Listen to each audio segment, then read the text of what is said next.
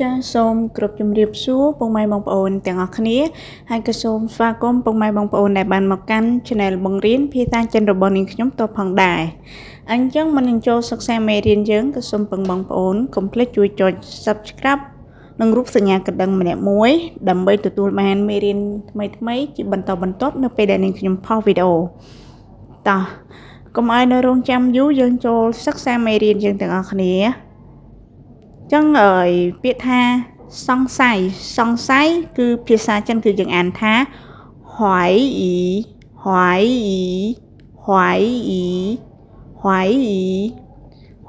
្នឹងគឺសង្ស័យអូខេបន្ទាប់ទៀតយើងចូលទៀតអ្នកសង្ស័យខ្ញុំភាសាចិនគឺយើងអានថានីហួយអ៊ីវ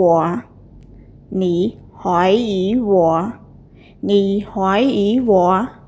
អ្នកសង្ស័យខ្ញុំអូខេបន្ទាប់ទៀតយើងចូលទៀតកុំសង្ស័យខ្ញុំភាសាចិនគឺយើងអានថា别怀疑我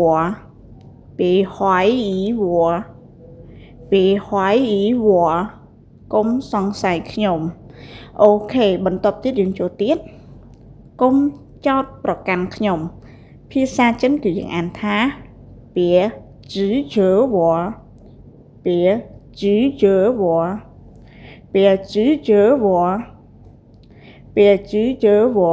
កុំចោទប្រកាន់ខ្ញុំអញ្ចឹងពាក្យថា指责ហ្នឹងគឺបានន័យថាចោទប្រកាន់ចោទប្រកាន់អូខេបន្ទាប់ទៀតយើងចូលទៀត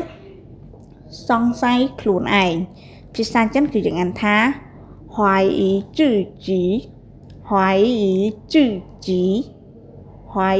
自己សង្ស័យខ្លួនឯងអូខេបន្ទាប់ទៀតយើងចូលទៀតអ្នកសង្ស័យខ្ញុំមានភស្តុតាងឬអត់អញ្ចឹងភាសាចិនគឺយើងអានថា你怀疑我你有没有证据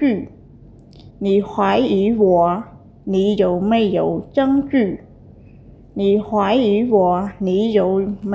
证据អ្នកសង្ស័យខ្ញុំតើមានភស្តុតាងឬអត់អញ្ចឹងពាក្យថាភស្តុតាងនេះគឺយើងអានថាចុងជឺហ្នឹងគឺបានន័យថាភស្តុតាងអញ្ចឹងយើងអានទាំងអស់គ្នាម្ដងទៀត你怀疑我你有没有证据អ្នកសង្ស័យខ្ញុំតើមានភស្តុតាងឬអត់អូខេបន្ទាប់ទៀតយើងចូលទៀតតើអ្នកឯងកំពុងតែសង្ស័យខ្ញុំមែនឬយើងចង់សួរគាត់ថាគាត់សង្ស័យយើងណាហ្នឹងហើយអញ្ចឹងភាសាចិនគឺយើងអានថា你在怀疑我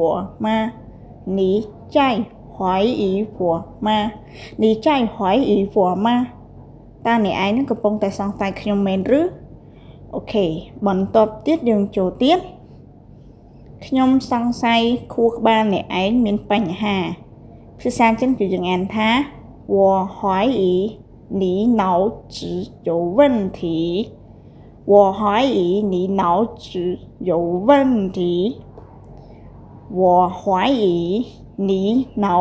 有问题ខ្ញុំសង្ស័យខួរក្បាលអ្នកឯងហ្នឹងគឺមានបញ្ហាអូខេបន្ទាប់ទៀតយើងចូលទៀតពាក្យclear យើងនេះគឺហេតុអីបានជាអ្នកឯងសង្ស័យខ្ញុំឬក៏មិនបានជាអ្នកឯងត្រូវសង្ស័យខ្ញុំណាហ្នឹងហើយអញ្ចឹងភាសាចិនគឺយើងអានថា你为什么要怀疑我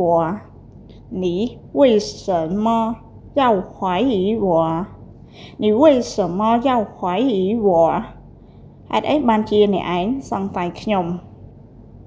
អូខេបន្ទាប់ទៀតយើងចូលទៀតអ្នកមិនជឿខ្ញុំមានភស្តុតាងភាសាចិនគឺយើងអានថា你不相信我我有证据